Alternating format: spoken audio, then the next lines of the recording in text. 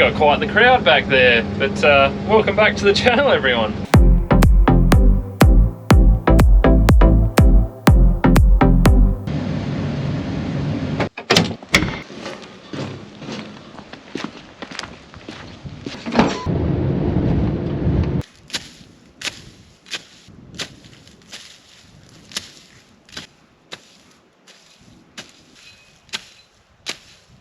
Just doing a bit of organic weed removal on some Bathurst. This stuff here, I don't know if you can see it on the camera, but it's got spikes and like spines all over it, so you got to be real careful around this stuff.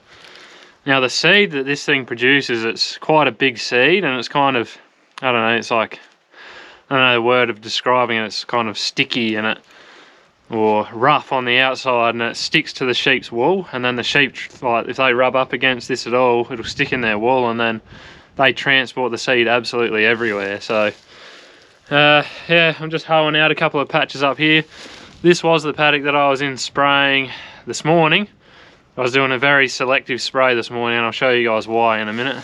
So all I was targeting this morning was these paddy melons, and can you blame a man? There is some massive paddy melon plants and patches out here in this paddock this year.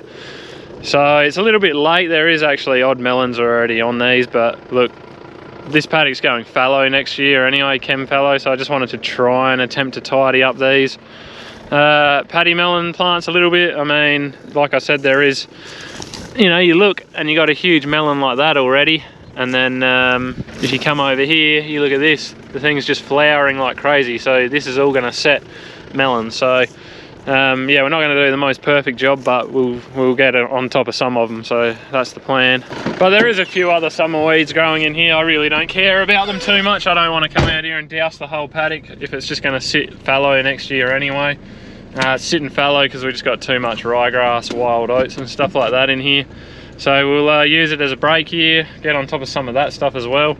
But what I was spraying this morning was about 100 ml of triclopyr on the paddock and a vegetable oil wetter to help the chemical stick to the plant. So that's about that much chemical per hectare. So that translates to about 100 ml of chemical per 10,000 square meters. So even though you see the sprayer going around, we're not necessarily putting out all that much product. So it's a lot of water, but like I said, we're just trying to get those melons in here this year. I actually wasn't even going to spray in here, and then I just saw how big some of these melon plants were, and I thought, oh, I should try and do something with them. But it's not like they're going to interfere with the cedar or anything like that this year. But you know, we've had that much summer rain, we've had like one of the best germinations of melons I think we've ever seen. So you know, we've got to try and probably do something about them, otherwise next year it'll be even worse.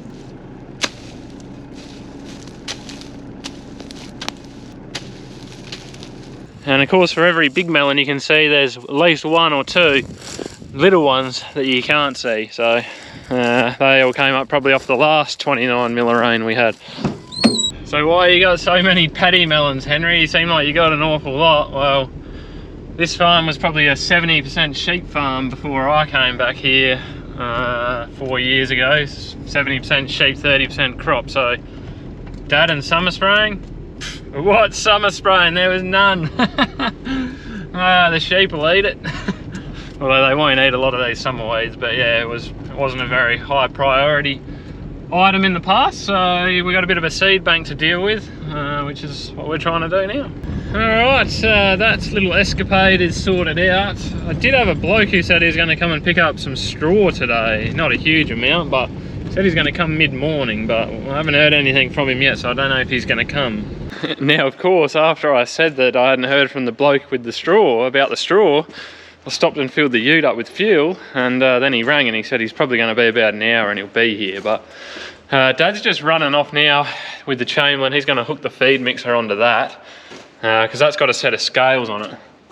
Oh my goodness, that is a tight squeeze. Oh, yeah, that's got a set of scales so we can weigh the bales. That way he doesn't have to weigh when he's loaded and weigh when he's unloaded. We can just do it that way. But the feed mixer's been sitting in a shed for, well, probably since last summer. So that's got a battery on it for the scales, but the battery will no doubt be flat. So what I'm thinking is this battery that I threw in the old red truck in the last episode, that can come out of there and go into the feed mixer, so we've got scales that work. So we might do that now. It didn't even matter that I pulled this battery off just the other day. I still had to bring about 6 different spanners over with me. Oh man.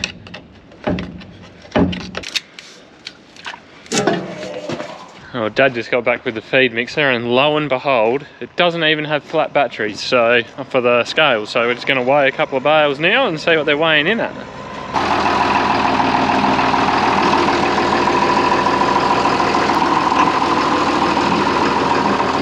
About 250 kilos a bale, I think. It's an absolute pain in the butt trying to get the forks into straw. I don't know what it is, in and out. It just seems to grip. Like hay is totally different. It's a lot more slippery or not as dense, or I don't know what it is, but yeah, the straw bales seem to be a problem.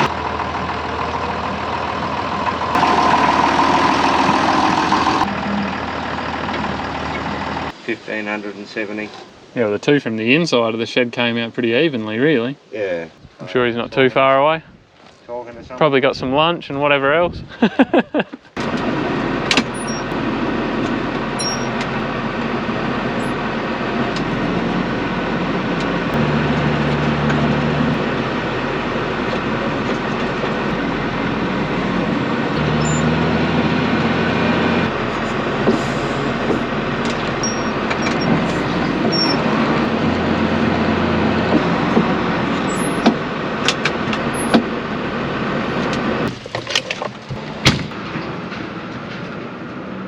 Another happy customer.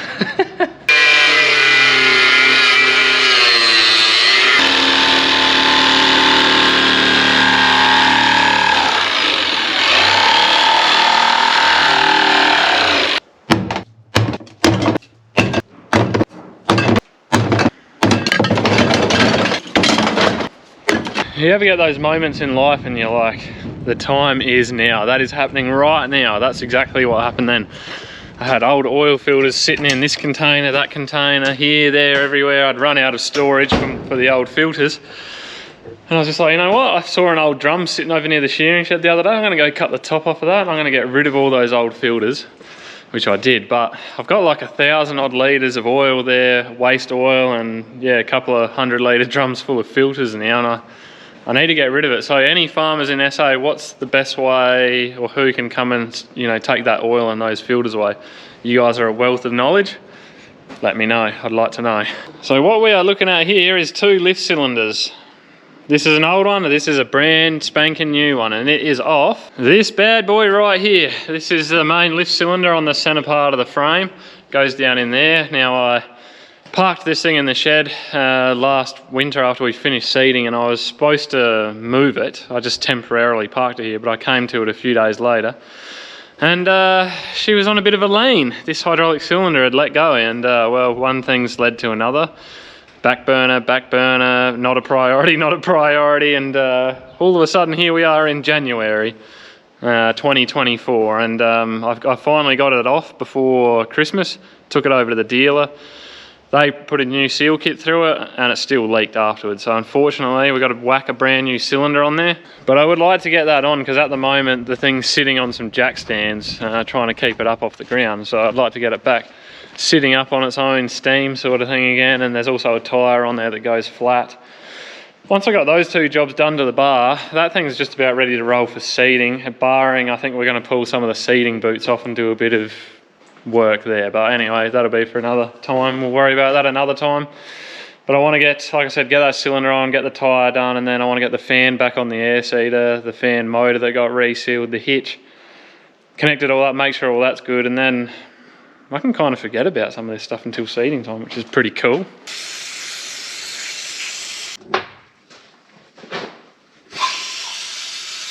So I just got to remember how this sucker goes back together, but I'm pretty sure I took some photos. Yes, I did. Because this was like over a month ago when I did this. So, you know, stretching the old memory out a little bit there, guys. Nah, not my style.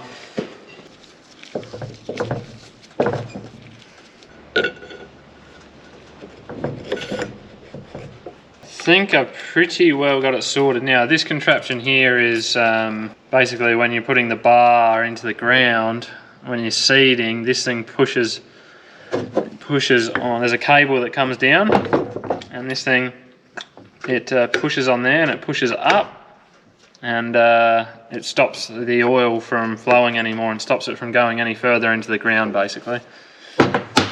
So it's a little more tricky. The other side's easier to put on, this one not so much. Oh, right. Oh, this thing's a bugger to get in here. Heavy bloody thing. It's heavy, it's awkward. I couldn't put the, I couldn't fold the thing down because it was stuck in the shed, so, you know, it kind of is what it is, I guess. Now for the fun part. Oh, jeepers. Okay, she's a heavy little sucker. This is certainly less than ideal.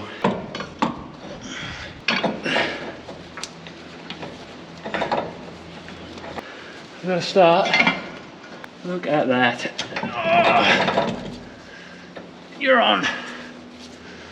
You're on.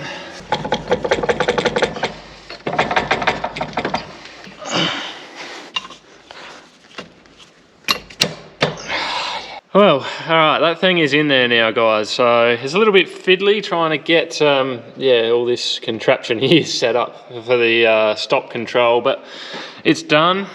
What we need is a couple of these big split pins here to go through here. These old ones are I'm never gonna get those back through there, so I need a couple of those. But what I might do is wheel a tractor around, we'll connect on and see if we can get this thing to lift up, get the hydraulics operational, get it lifted up off the ground, get these jack stands out from underneath it, and then I know this tyre here is probably going to be very flat, just slowly leaks. So if we can get it up, get it jacked up, get that tyre to clear the frame, we can get that off, get that into the tyre shop for them to fix that leak. At the same time, I'll get my new split pins, and then we're moving along nicely.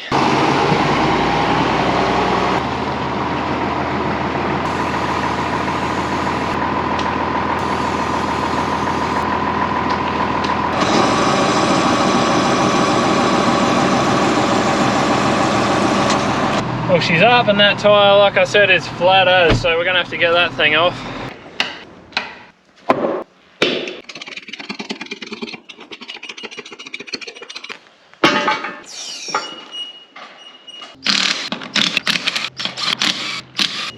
Come out.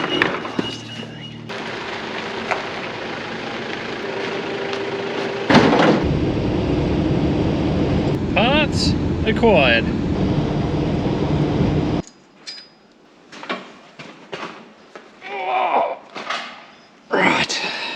Right, we got new split pins up the top there and down the bottom, so that's all done. I did have to do a bit more adjustment on that depth control because the rod was stuck all the way up and then it wasn't letting the bar come down.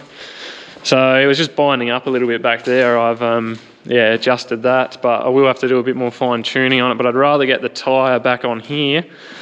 So it's sort of running under its own steam, it's holding air, it's lifting itself up and down and all that sort of thing, and I can tune it from there. But there will be a couple of other jobs to do on here. I did grease this and check wheel bearings and stuff like that before I put it in the shed last year, but there's always a couple of things like this oil leak here that rear their ugly head while it's sitting in the shed, and what that is coming out of that hydraulic tine up there. And from my experience of owning this thing, normally that means this seal in the top of the cylinder's let go, and then it lets oil out of the hydraulic part up into this breather section here, and it drips out all over the bar. So usually you got to reseal them when that happens. There will be a couple of hoses to replace, I think, and then yeah, these seeding boots are probably going to need a bit of work too this year.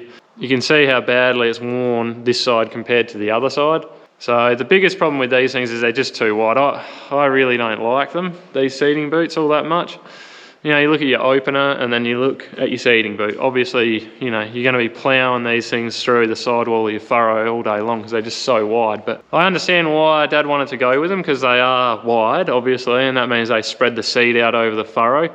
Instead of dropping it into a really narrow spot, they spread it right out.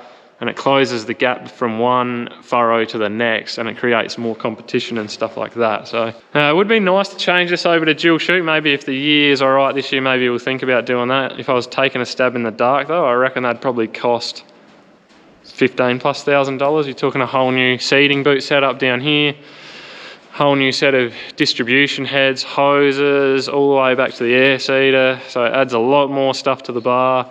Makes it harder to get around the bar and all that sort of thing, but that's a job for another day. But how I'm rolling right now, because there is absolutely no shortage of distractions between family, house, farming, even trying to do this video. It's been so stop-start, and today's not going to be any different because I got the insurance agent coming out. We're going to have a fair bit of stuff to go through because the land around the house here, and that's all gone into my name now, which means the buildings, all that sort of stuff, we're going to have to go over all of that and get that all under my insurance. But basically what I'm trying to say is that I'm just working on the most critical stuff first, and that means making sure our bar lifts up out of the ground, the tyres hold pressure, the air seeder, we got the fan back on there, the hitch, just all the basic stuff. Seed clean, make sure we've finished all our summer spraying. We're just about done with that now anyway. I think I've got about one paddock maybe left here to do tomorrow morning. Maybe some out of Blaley, we'll just wait and see on that because it's mainly grazing out there, and yeah, we'll just sort of take that as it comes. Just wanted to pick your brain about something quickly, see if you got any ideas for me. Hey mate, how you going? Yeah, not too bad, how are you? Yeah, good. No, that's the way. Alright, I'm gonna go get some food before my insurance agent gets here. Make sure I'm fueled up and maybe thinking a bit more clearly.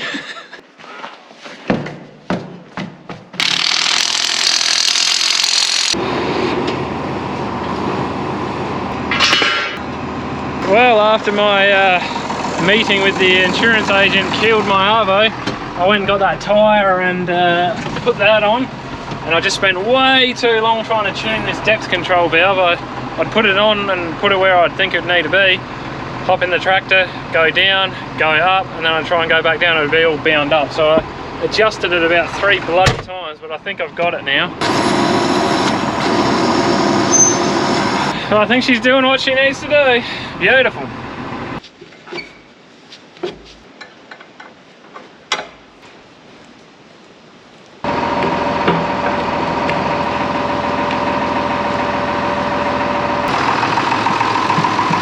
Well, that thing is standing on its own 2 feet again, so that's absolutely lovely. Now, I was gonna head to the air seeder at the back there and try and start getting that fan on, but it's already past 5 o'clock in the afternoon. I've got to get prepared to do what is hopefully the final summer spraying job in the morning. So I'm going to run this around and start filling it with boil water, and yeah, just got to swap a couple of things over the shed and we should be good to go.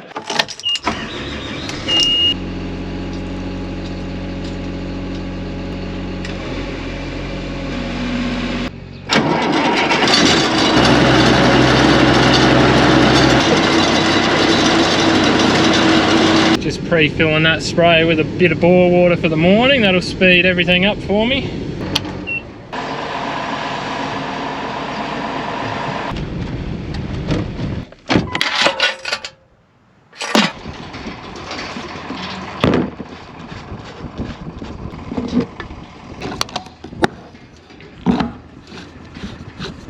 Can you believe they'll sell you $5,000 worth of glyphosate and they won't even give you a straw to suck it out with? You got to swap it from 1,000 litre shuttle to the other.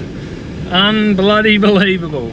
Anyway folks, I am going to leave this video here now. I just want to say thank you as always for watching the videos. We really do appreciate it. If you want to support the channel or you want to see more videos, just consider liking and subscribing because that really helps us out. You guys have yourselves a good one, and until next time, see ya.